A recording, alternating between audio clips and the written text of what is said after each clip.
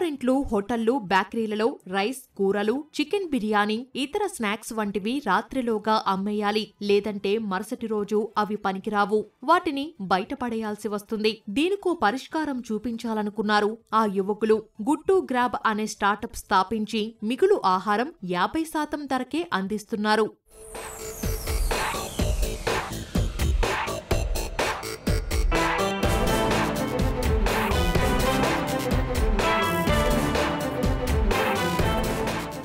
హైదరాబాద్ తార్నాకకు చెందిన సాయి కిషోర్, పటాన్చెరుకు చెందిన శ్రీకాంత్ రెడ్డి ఇద్దరూ చిన్ననాటి స్నేహితులు. పాఠశాల నుంచి ఇంటర్ వరకు స్థానిక ప్రాంతాల్లోనే పూర్తి చేశారు. తర్వాత అనురాగ్ యూనివర్సిటీలో ఫార్మసీ డిగ్రీ కోర్సు చేశారు. అనంతరం ఫుడ్ బిజినెస్ వైపు అడుగులు వేశారు.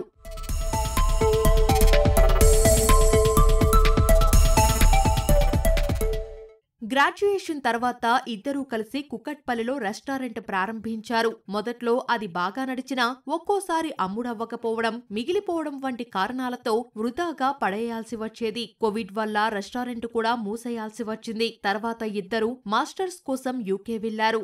నార్మల్గా ఎండ్ ఆఫ్ ద డే వరకు మనం కుక్ చేసింది అంతా సేల్ చేయలేకపోతాం రెస్టారెంట్ ఇండస్ట్రీలో.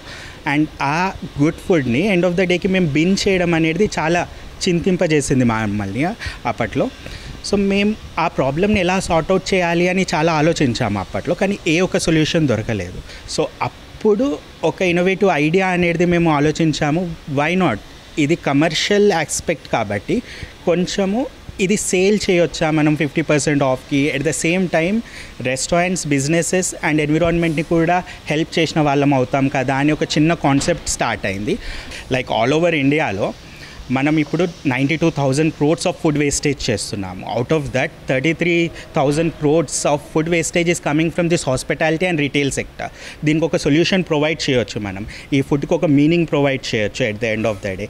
సో అక్కడ నుంచి మేము లాంచ్ చేసిందే గుడ్ టు గ్రాబ్.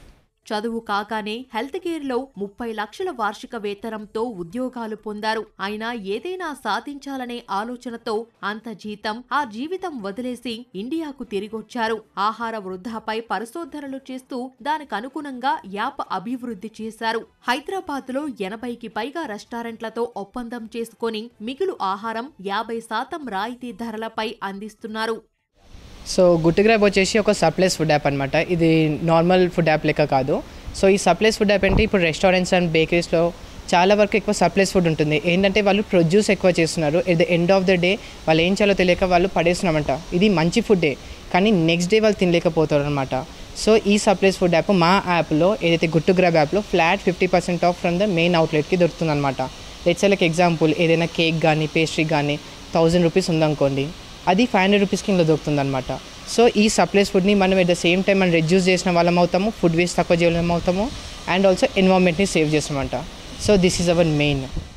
ఇల్లు, రెస్టారెంట్లు, హోటళ్లే కాక విందులు, వినోదాలు, శుభకార్యాల్లో పెద్ద ఎత్తున ఆహారం వృధా అవుతోంది. ఈ నేపథ్యంలో తన వంతుగా సమాజానికి ఏదైనా చెయ్యాలన్న ఉద్దేశంతో వాలంటరీగా పనిచేస్తున్నానని చెబుతున్నారు తపస్వి రెడ్డి. సో కంటెంట్ క్రియేషన్ చేస్తూ మేము ప్రజల్లోకి వెళ్ళడానికి ట్రై చేస్తున్నాం. లైక్ సోషల్ మీడియా యాప్స్ ద్వారా, లైక్ రీల్స్ ద్వారా, లేకపోతే వీడియోస్ ద్వారా అందరికీ అవేర్నెస్ స్ప్రెడ్ చేయడానికి ట్రై చేస్తున్నాం. అండ్ ఇదే కాకుండా మేము కాలేజెస్కి వెళ్ళి స్టూడెంట్స్కి ఫుడ్ వేస్ట్ అనేది ఎంత పెద్ద ఇష్యూ అనేది ప్రోగ్రామ్స్ తీసుకోవడానికి కూడా ట్రై చేస్తున్నాము. అండ్ ఆల్సో సింపుల్గా చెప్పాలంటే మనం ఒక్క మీల్ వేస్ట్ చేసినప్పుడు almost 2.5 kgs of CO2 emit అవుతుంది. అది ఎంత పెద్ద ఇష్యూ ఎవరికి తెలీదు. బట్ దానివల్ల చాలా ఫుడ్ ఎన్విరాన్మెంట్కి కూడా చాలా నష్టం జరుగుతుంది. ఇది మా ప్రయత్నం. నేను సోషల్ మీడియా కంటెంట్ క్రియేటర్గా అవేర్నెస్ స్ప్రెడ్ చేయడానికి ట్రై చేస్తున్నాను గుడ్ టు గ్రాబ్ ద్వారా. ఈ స్టార్టప్ సేవలు గుర్తించిన ప్రభుత్వం ఇటీవల సస్టైనబుల్ ఛాంపియన్ అవార్డుతో సత్కరించింది. అనతి కాలంలోనే ప్రజలలో మంచి స్పందనతో పాటు గుర్తింపును సంపాదించుకున్నారు ఈ యువకులు.